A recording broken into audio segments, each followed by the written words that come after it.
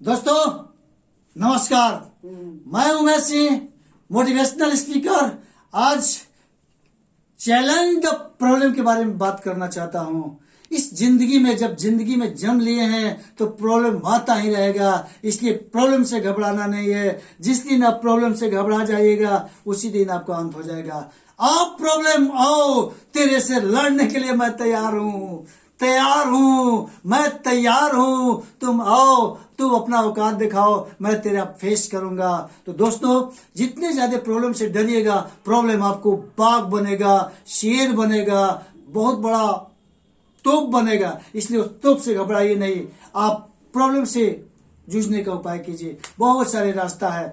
परमात्मा जब एक दरवाजा बंद करते हैं तो आपको हिडन 100 दरवाजा देते हैं। एक न बंद हुआ, 99 दरवाजा आपके लिए खोलते हैं। आपको पहचानना है कि कैसे उससे बाहर निकलना है। इसलिए आपके साथ प्रॉब्लम आते जाएगा, आप उसे ये जापान जैसा देश में सबसे ज्यादा भूकंप आता है और वहां के लोग आदी हो गए रहने के लिए और झेल लेते हैं। आते रहो, भूकंप से कोई मतलब नहीं, कोई परवाह नहीं। उसी तरह से बहुत ऐसे कंट्री है जहां बहुत ज्यादा बाढ़ आता है, बहुत ऐसे कंट्री है जहां बहुत ज्यादा गर्मी पड़ता है, बहुत ऐसे कंट्री है जहां आंधी तूफान बहुत ज्यादा आता है, बहुत ऐसे कंट्री है जहां बहुत ज्यादा भूकंप आता है। अब ऐसी कंट्री बहुत है जहां बहुत सारे रोग भी होने लगा। इसलिए प्रॉब्लम से सारे गवर्नमेंट को मैं कहना चाहूंगा कि प्रॉब्लम से लड़ने के लिए स्किल सिखाए, कैसे लोग आत्मनिर्भर हो, कैसे उसे टैकल करे। और सारा जिम्मेवारी सरकार का ही नहीं होना चाहिए, सारा कुछ सरकार को ले। पंगु नहीं बनाए, पंगु बनाने की जरूरत नहीं है। अगर हम पंगु बनाएंगे तो ऐसी स्थिति में स्थिति खराब हो जाएगा। आज गवर्नमेंट क्या करते हैं, सारा जिम्मेवारी अपने पर। नहीं, आप बेसिक सुविधा दो, आधारभूत सुविधा दो, चाहे आर्थिक हो चाहे सामाजिक, उसमें आप दो। रोड, बिजली, पानी, शिक्षा, चिकित्सा, यातायात, संचार, सुरक्षा, इस पर आप लोग खर्च करो। आप एकदम सारा फैसिलिटी दो। इसके बाद लोगों को शिक्षा, अगर एक शिक्षा अच्छा होगा उसे सोच लीजिए कितना बड़ा डेवलपमेंट होगा। अगर चिकित्सा सही होगा तो लोगों की लॉन्गेविटी बढ़ जाएगी, तो उस पर अपना फोकस कीजिए। अब हम लोग क्या करते हैं कि जीने भर कुछ न कुछ दान देने लगते हैं, कुछ न कुछ हेल्प करने लगते हैं, उससे काम नहीं चलने लगेगा। तो ऐसी स्थिति में गवर्नमेंट से मेरा रिक्वेस्ट है कि आप बेसिक चीज, आधारभूत, चाहे वो सामाजिक हो चाहे आर्थिक हो, उस पर फोकस देने की जरूरत है। और लोग को अपने आप को उठने की जरूरत है। लोग, बहुत ऐसे आदिवासी का भी इलाका आया है जहां कोविड का एक भी रिपोर्ट नहीं आया, स्वयं लोग आत्मनिर्भर है। बहुत ऐसे गांव है जहां कुछ नहीं है। जे भी लोग जगेंगे, जे भी लोग अवेयर होंगे तो ऐसी स्थिति में। और हम लोग आज क्या करते हैं, टोटल जिम्मेवारी सरकार का। हमारा महल बन जाता है 10 मंजिला और रोड बनाने के लिए 2 फीट 4 फीट होता है, सरकार बनाएगी रोड। कैसी व्यवस्था, आप 10 मंजिला मकान डाल दिए और वैसे तो सारा जिम्मेवारी सरकार की नहीं होती है। जापान ऐसे कंट्री में क्या होता है कि कोई भी खेल होता है, कोई भी आयोजन होता है, वहां के नागरिक उसको बढ़ चढ़ के हिस्सा लेते हैं। और हमारे यहाँ सब कुछ सरकार सरकार सरकार, we are totally depend upon government. Why? तो ऐसी स्थिति में आज हमारे देश में मिश्रित अर्थव्यवस्था है, जहां पर पूंजीवादी अर्थव्यवस्था, समाजवादी अर्थव्यवस्था, निजी अर्थव्यवस्था सब लोग चल रहे हैं। तो विशेष चलते रहो, आप फैसिलिटी देते रहो, कंट्रोल करते रहो, नियम कानून बनाते रहो, लेकिन उसमें फैसिलिटी देखो कहाँ हमारा प्रॉब्लम है। और सारे लोग, सारे सेक्टर अगर मिल जाएंगे, चाहे पब्लिक सेक्टर हो, प्राइवेट सेक्टर हो, ज्वाइंट सेक्टर हो, मिलजुल कर अगर काम करने लगे तो पिकअप देश का कितना ज्यादा बढ़ जाएगा। विपक्षियों को मैं कहना चाहूंगा, जो विपक्षी है, केवल बात में खलल नहीं डाले। आज पार्लियामेंट चलता है और वैसी स्थिति में उस पर कितना ज्यादा खर्च होता है और रिजल्ट क्या निकलता है, जीरो। वहां का रिजल्ट क्या होता है, जीरो।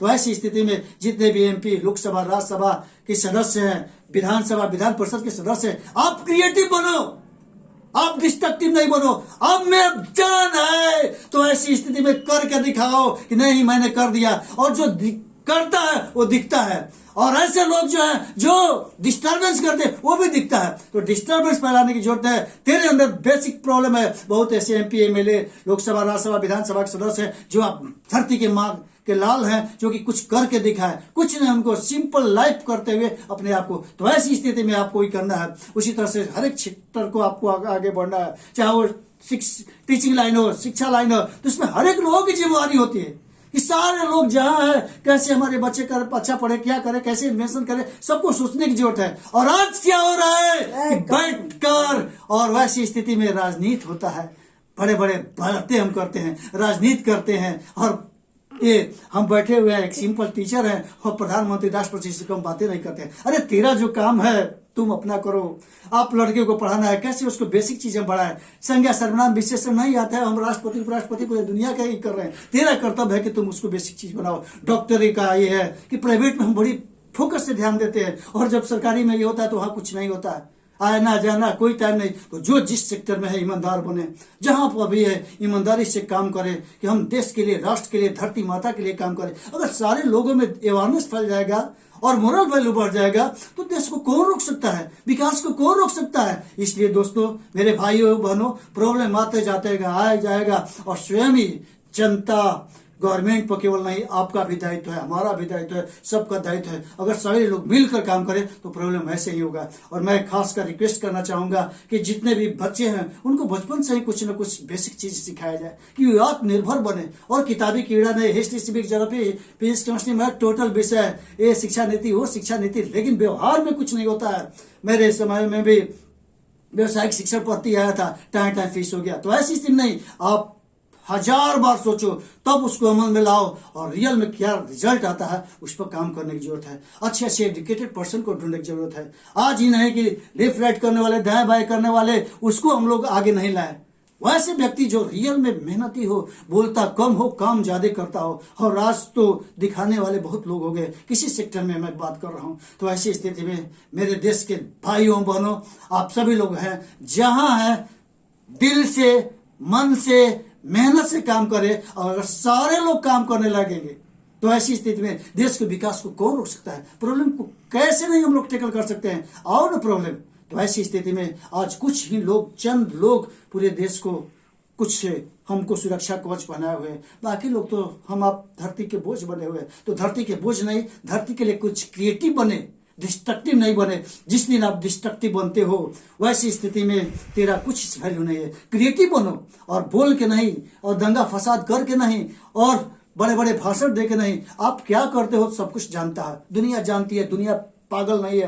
तो ऐसी स्थिति में जितने भी इस धरती पर, चाइना के बाद सेकेंड पोजीशन है पूरे वर्ल्ड में अपने इंडिया का, तो ऐसी स्थिति में इस पर हम लोग क्या कर रहे हैं इसके बारे में सोचें। इसलिए काम करें, कर्म करो, कर्म करो, कर्म करो। जो जहां है, जिस सेक्टर में, जिस ऑफिस में, जहां पर काम है, ईमानदारी से काम करो। कि तुम एक तरफ तेरे को वेतन मिलता है और एक तरफ तेरा काम है, तो तेरा वेतन ऐसे नहीं हो जाए और काम तेरा ऐसे नहीं हो जाए। तेरा वेतन क्या हो जाए, ऐसे हो जाए, और काम ऐसे हो जाए। कहने का मतलब कि काम तेरा भारी होना चाहिए, वेतन फीका पड़ जाना चाहिए। और इस पत्ती पर अगर काम करोगे, मेहनत करोगे, तो देश को कौन रोक सकता है। आज लाखों लाख रुपए का व्यक्ति का वेतन है, और उसका काम क्या है, जीरो, नथिंग है। ये नहीं है कुछ।